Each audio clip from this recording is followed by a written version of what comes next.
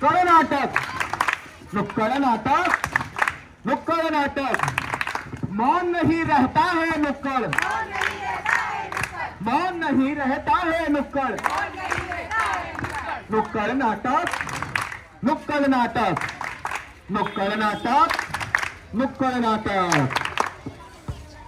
तो दोस्तों, आज मैं आप सभी को एक कहानी सुनाने वाला हूं। इस कहानी को ध्यान से सुनिएगा और देखिएगा। इस कहानी की शुरुआत होती है एक गरीब बस्ती से, जहां पर 3 बच्चे गार्डन की फेंसिंग तोड़ रहे थे। वो बच्चे फटे और मैले कपड़ों में थे, खाना और पानी के लिए तरस रहे थे। उनके चेहरे पर ठिठुरती ठंड की कपकपी साफ देखी जा सकती थी। ऐसा लग रहा था मानो जिंदा रहने के लिए जीवन की सारी संजोई हुई ताकत बस उस गार्डन की फेंस को तोड़ने में लगा रहे हो। तभी वहां से गुजरता एक राहगीर बच्चा उन 3 बच्चों से मिलता है और पूछता है। क्या पूछता है, अब देखते हैं। अरे बच्चों, तुम क्या कर रहे हो? दिख नहीं रहा, फेंस तोड़ रहे हैं। तुम फेंस क्यों तोड़ रहे हो? जिंदा रहने के लिए। जिंदा रहने के लिए? मैं कुछ मतलब समझा नहीं। हम इस फेंस को तोड़ेंगे और जो लोहा निकलेगा उसको बेच के अपने घर के लिए राशन लेके जाएंगे। क्यों, तुम्हारे माता पिता कार्य नहीं करते क्या? वो कार्य करते हैं, पर वो कहते हैं कि जब तुम कमाने के लिए हो तो हम क्यों करें। नुक्कड़ नाटक, नुक्कड़ नाटक, नुक्कड़ नाटक, नुक्कड़ नाटक। मौन नहीं रहता है नुक्कड़, मौन नहीं रहता है नुक्कड़। बाल श्रम अपराध है, बाल श्रम अपराध है। नुक्कड़ नाटक, नुक्कड़ नाटक।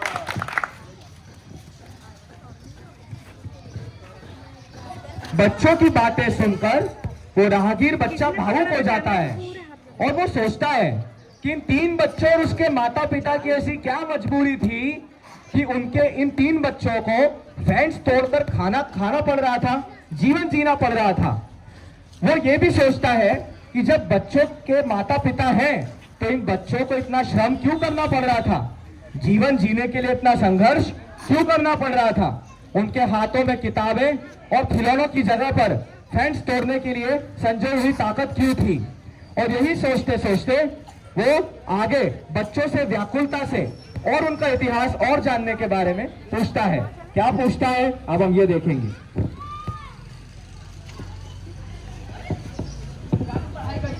नहीं, हमारे पास पढ़ने के लिए साधन नहीं है। क्यों, जब तुम्हारे माता पिता कार्य करते हैं तो फिर तुम स्कूल क्यों नहीं जाते? क्योंकि हमारे पिता नशाखोर इंसान है और वो अपने कमाए हुए पैसे नशे में उड़ा देते हैं। जब उनके पैसे खत्म हो जाते हैं तो वो हमारी माता के भी पैसे छीन लेते हैं। जिस पैसे को हम बचाते हैं उसी से हम अपना घर चलाते हैं। हमारे पिता की नशाखोरी की वजह से उन्हें नौकरी से निकाल दिया गया है, इसलिए पूरे परिवार का जिम्मेदारी हम तीनों पर आ गई है। नशाखोरी अपराध है। अरे नशाखोरी अपराध है।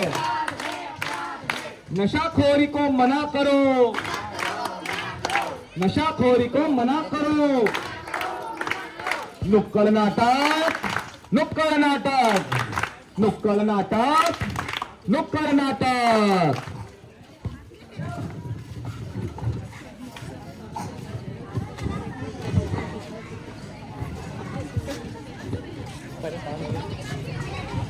तो दोस्तों, आप सबने देखा कि इन 3 बच्चों के माता पिता, जिनमें पिता नशाखोरी करते थे और उस नशाखोरी के कारण उनके 3 बच्चों पर बुरा असर पड़ता है। माता जो पैसे बचा कर रखती थी, उन्हीं माता से पैसे छीन लिया करके नशा करने के लिए उन पैसों का इस्तेमाल किया जाता था। घर का वातावरण अगर ऐसा हो तो 3 बच्चों का ऐसा हाल तो स्वाभाविक ही था।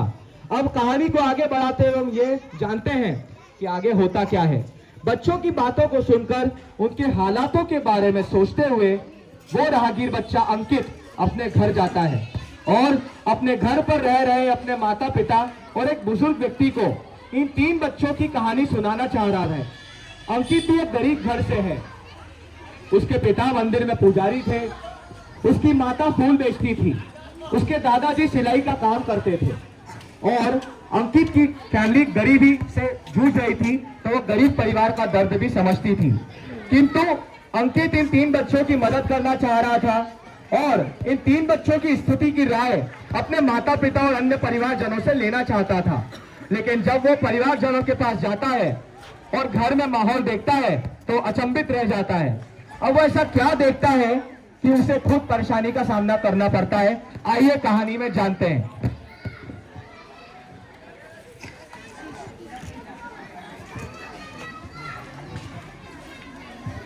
मम्मी पापा दादा दादी, मुझे आज आपको कुछ बताना है। जब मैं गार्डन से घर आ रहा था तो मैंने 3 बच्चों को देखा जो फेंसिंग तोड़ रहे थे और उससे निकलने वाले लोहे को बेच कर वो अपने घर का राशन लाने की बात कर रहे थे। क्या ये सही है? ये तो हालात और नियति पर निर्भर करता है। अरे ये सब बातें छोड़ो। आज तुम्हारे दादा दादी तुम्हारे रिश्ते की बात करने जा रहे हैं, वो भी तुम्हारे फ्रेंड मिष्टी के घर पे। क्या शादी और मेरी? हाँ बेटा, तू चिंता मत कर, आज हम मिष्टी के घर जाके तेरी शादी की बात पक्की कर ही आएंगे। आजकल के बच्चे जल्दी बिगड़ जाते हैं, इसलिए हम तेरे साथ जल्दी कर रहे हैं। मैं मिष्टी और ईशान हम अच्छे दोस्त हैं। हम बच्चों को भी पढ़ने दीजिए, हमें अभी शादी नहीं करनी। प्लीज हम बच्चों को पढ़ने दीजिए। चुप कर पागल, मैं मिष्टी के परिवार को बहुत अच्छी तरह से जानती हूँ। जो मिष्टी की दादी है ना, वो मेरी बचपन की सहेली है, और जो मिष्टी है ना, वो बहुत संस्कारी लड़की है। और तू उससे शादी कर लेगा ना तो तेरा भविष्य सुधर जाएगा और फिर मुझे कोई चिंता नहीं रहेगी। बाल विवाह अपराध है। बाल विवाह अपराध है। नुक्कड़ नाटक, नुक्कड़ नाटक, नुक्कड़ नाटक, नुक्कड़ नाटक। तो देखा आप सबने दोस्तों कि इस कहानी में अंकित कहाँ उन 3 बच्चों की मदद करने के ख्वाब देख रहा था, आज उसके खुद के घर में बाल विवाह जैसी कुप्रथा का प्रचलन हो रहा था। उसे 14 साल की मिष्टी और अंकित जो खुद 14 साल के बच्चा था, किताबें और खिलौनों खेलने वाली उम्र में बाल विवाह के बंधन में बनने वाले थे ये बच्चे। सोचिए क्या गुजरी होगी उन बच्चों पर, और उनके परिवार वाले ऐसा क्यों करते हैं, ऐसी क्या मजबूरी थी, वो आगे कहानी में हम जानेंगे। अब कहानी में होता यह है कि मिष्टी के परिवार के पास, मिष्टी जो अंकित की दोस्त थी, उसी के परिवार के पास अब ये अंकित और उसका परिवार रिश्ता लेके जाता है। मिष्टी का परिवार कानून और पढ़ाई लिखाई को अच्छे से परखे हुए थे, इसलिए उन्हें सही और गलत का आभास था। मिष्टी के दादा दादी बाल विवाह के आंदोलन में कई बार सहयोगी हुए थे। मिष्टी के पापा मम्मी भी पढ़े लिखे होने के कारण सही और गलत की पहचान रखते थे और बाल विवाह के सख्त विरोधी थे। लेकिन क्या आप जानते हैं कि ये बात अंकित के परिवार वालों को पता ही नहीं थी। और सोचिए, बाल विवाह के कट्टर विरोधियों के सामने बाल विवाह का ही रिश्ता लेके जाना। अब आगे कहानी में और मजा आने वाला है। चलिए शुरू करते हैं और ये देखते हैं कि आगे इन 2 परिवारों का जब मिलन होता है तो क्या बातचीत होती है।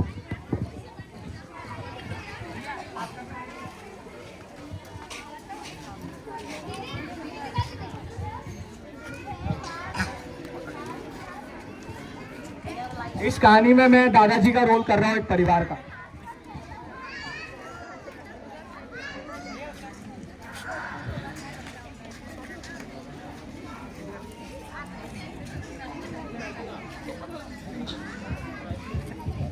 नमस्ते, क्या हम सब अंदर आ सकते हैं? आइए आइए। आज हम एक बहुत जरूरी बात करने आए हैं। हम बच्चों का रिश्ता लेकर आए हैं, हम उनका घर बसाना, हम उनको एक करने के लिए आए हैं। एक करने के लिए आए हैं? हमको समझे नहीं, आप ये क्या बात कर रहे हैं? ये आप क्या कह रही हैं? आप बच्चों की शादी करवाना चाहती है उनकी पढ़ने लिखने की उम्र में? आपको पता नहीं कि बाल विवाह एक कानूनन अपराध है? ये सब गलत है। अरे अंकित तो पढ़ लिख जाएगा, लेकिन मिष्टी क्या करेगी? मिष्टी तो शादी के बाद चूल्हा चौका ही करेगी। आप चुप रहिए। ये सब आप क्या कही जा रही हैं? आपको पता नहीं है क्या कि बाल विवाह एक कानूनन अपराध है? और हमारे यहाँ तो लड़कियाँ लक्ष्मी का रूप होती है, और वही लक्ष्मी समय आने पर माँ दुर्गा का विकराल रूप भी धारण कर सकती है। हम हमारी बेटी को चूल्हा चौका और झाड़ू पोछा तक ही सीमित नहीं रखना चाहते। हम उसे पढ़ा लिखा कर एक अच्छा इंसान बनाना चाहते हैं। तो और हम ये ऐसे बाल विवाह जैसी कुरीतियों में विश्वास नहीं रखते हैं। हम अच्छे संस्कारों में विश्वास रखते हैं, अच्छे संस्कारों। आपकी चीज तो सही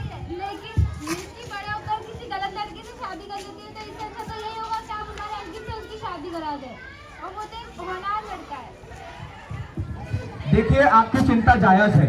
हम सब जानते हैं कि आज का समय ऐसा है जब युवा गलत संगत में पढ़कर, गलत रिश्तों में पढ़कर अपने लक्ष्य और अपने जीवन को बर्बाद कर देता है, किंतु बाल विवाह इसका हल नहीं हो सकता। हम ये समझते हैं कि समस्या का समाधान अच्छे संस्कार और अच्छी शिक्षा देना है। अगर हम अच्छे संस्कार और अच्छी शिक्षा देकर अपने बच्चों को शिक्षित करें और उन्हें सही और गलत का ज्ञान दें तो बिल्कुल बाल विवाह एक हल नहीं होगा। इसी हल से हम इस समस्या का समाधान कर सकते हैं, जिससे आगे वो सही रिश्ते और सही इंसान के साथ उस रिश्ते को निभाएंगे। अतः मैं आपसे पुनः यही कहूंगा कि हम सबको क्षमा कीजिए। हम सब आपके यहाँ बाल विवाह में कभी भी सम्मिलित नहीं हो सकते। हमारी नजरों में ये कानूनन अपराध है और ये लड़कियों के लिए सबसे बड़ी, लड़कों के लिए सबसे बड़ी नाइंसाफी है, क्योंकि हम उन्हें पढ़ाई लिखाई और उनके बचपन से उन्हें वंचित कर रहे हैं। धन्यवाद। चलो चलो जिसकी जैसी सोच शादी नहीं करनी घर। नुक्कड़ नाटक, नुक्कड़ नाटक, नुक्कड़ नाटक, नुक्कड़ नाटक। अरे बाल विवाह अपराध है, बाल विवाह अपराध है। नुक्कड़ नाटक, नुक्कड़ नाटक, नुक्कड़ नाटक, नुक्कड़ नाटक। तो दोस्तों हम सब ने देखा कि एक तरफ गरीब परिवार लेकिन बाल विवाह का समर्थन, दूसरी तरफ पढ़ा लिखा शिक्षित परिवार, थोड़ा गरीबी लेकिन पढ़ा लिखा, इसलिए बाल विवाह का कट्टर विरोधी। अब देखते हैं कि आगे कहानी क्या मोड़ लेती है। दोस्तों अंकित की फैमिली रिजेक्शन के बाद घर लौट आती है, यानी उनको जब मना कर दिया जाता है तो घर लौट आते हैं और गंभीरता से इस बारे में सोच विचार करते हैं। इसी बीच अंकित अपने दो दोस्त मिष्टी और निशांत, वही मिष्टी जिसके साथ उसका रिश्ता होने वाला था, उसी दोस्त और निशांत को उन 3 बच्चों की सहायता के लिए, जिसे उन्होंने कहानी के प्रथम भाग में देखा था, गार्डन में मिलने के लिए चुपके से बुलाता है। अंकित, मिष्टी और निशांत चुपके से गार्डन में मिलते हैं और यही सोच विचार करते हैं कि कहानी के प्रथम भाग में वो 3 असहाय बच्चे जो पाइप तोड़कर बेचकर खाने को मोहताज थे, उनको किस तरीके से हम आत्मनिर्भर और सशक्त बना सकते हैं, उन्हें किस तरीके से हम मदद पहुंचा सकते हैं। इसी बीच वो तीनों एक दिन गार्डन में मिलते हैं और ये सोचते हैं कि अब आगे क्या करना चाहिए। अब देखते हैं कहानी में वो क्या बात करते हैं। गाइस मैंने तुम सबको यहाँ पे बहुत जरूरी काम से बुलाया है। कुछ समय पहले मैंने 3 बच्चों को देखा था जो फेंसिंग तोड़ के अपने घर के राशन की बात लाने की बात कर रहे थे। हमें उन लोगों की मदद करनी है। पर हमें करना क्या होगा अंकित? हम उन लोगों को शिक्षा देंगे, जो हमें जो स्कूल में पढ़ाया जाएगा हम उन लोगों को घर पे आके पढ़ाएंगे और हम उन्हें अपनी पुरानी किताबें, जूते, कंबल इत्यादि देंगे और अपनी पॉकेट मनी में से कुछ पैसे बचा के उनको देंगे ताकि वो अपनी शिक्षा में उसका उपयोग कर सके।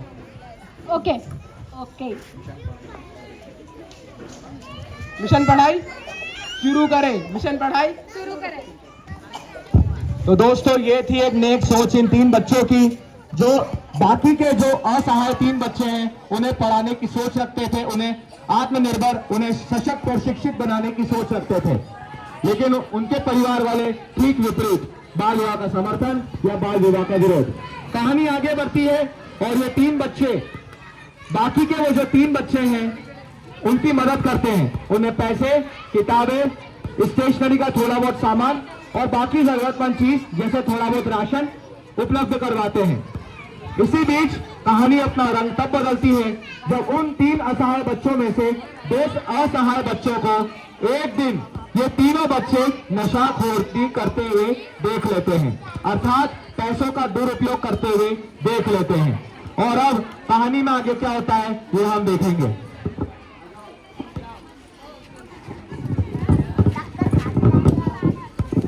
आज गुटखा खाकर मजा आ गया, घर पर तो खाना भी नसीब नहीं होता है, ना पीने के लिए पानी। भैया ये तुम क्या कर रहे हो? ये पैसे हमें पढ़ने के लिए और जीवन में कुछ करने के लिए दी गए। नहीं रे पगले, नहीं रे पगले, हमारे बाप को देख कितनी यासी करता है। ये तुम गलत सोच रहे हो। अगर तुम भी नशाखोरी में उतर रहोगे तो हमारे में और हमारे माँ बाप में क्या फर्क है? हमारे जीवन में पढ़ाई लिखाई का कोई महत्व नहीं है। नुक्कड़ नाटक, नुक्कड़ नाटक, नुक्कड़ नाटक, नुक्कड़ नाटक। अरे नशाखोरी को मना करो, नशाखोरी को मना करो, नुक्कड़ नाटक, नुक्कड़ नाटक, नुक्कड़ नाटक, नुक्कड़ नाटक। तो दोस्तों कहानी आगे बढ़ती है। 3 बच्चे जिसकी मदद के ख्वाब अंकित और उसके 2 दोस्त मिष्टी और निशांत देख रहे थे, उन्हें क्या पता था कि उन 3 बच्चों में से 2 दोस्त इन्हीं मदद का गलत फायदा उठाकर गलत रास्ते पर चल सकते हैं। लेकिन सौभाग्य यह था कि 3 भाइयों में से एक भाई अच्छा निकल जाता है और पढ़ाई पर ही ध्यान देता है। कहानी आगे अपना रंग बदलती है और आगे कहानी में यह होता है कि इन तीनों बच्चों में से 2 बच्चे नशाखोरी के अंधकार में डूबते हैं। और इसी बीच एक दिन इस बात से अनजान मिष्टी, निशांत और अंकित तीनों उन्हें नशा करते हुए देख लेते हैं। अब नशा करते हुए जब वो देखेंगे तब आगे क्या होगा, इसको हम कहानी के माध्यम से समझेंगे।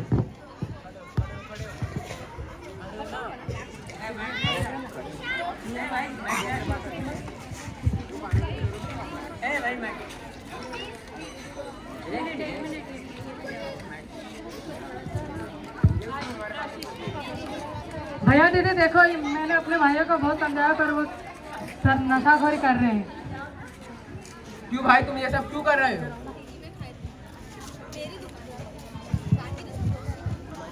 सबकी मदद करना, अच्छा इंसान बनना हमारे लिए दुख का कारण है।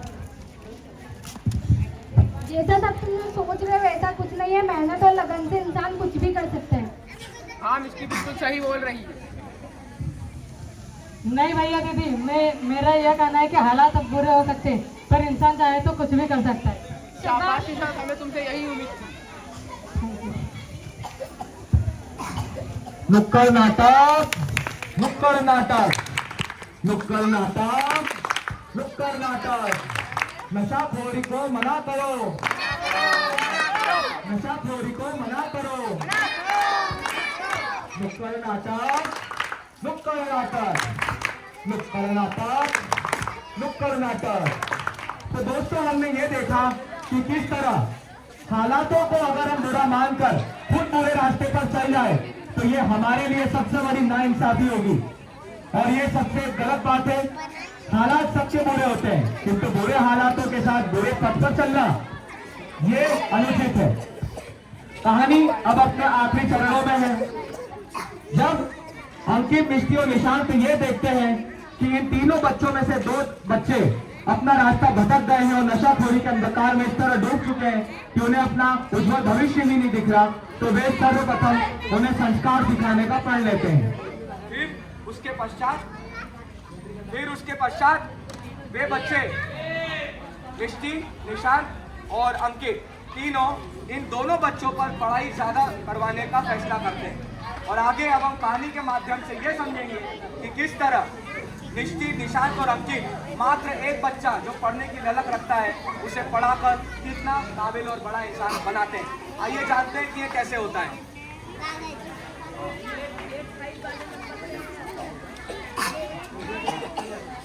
और ये 10 साल अब बीत चुके होते हैं।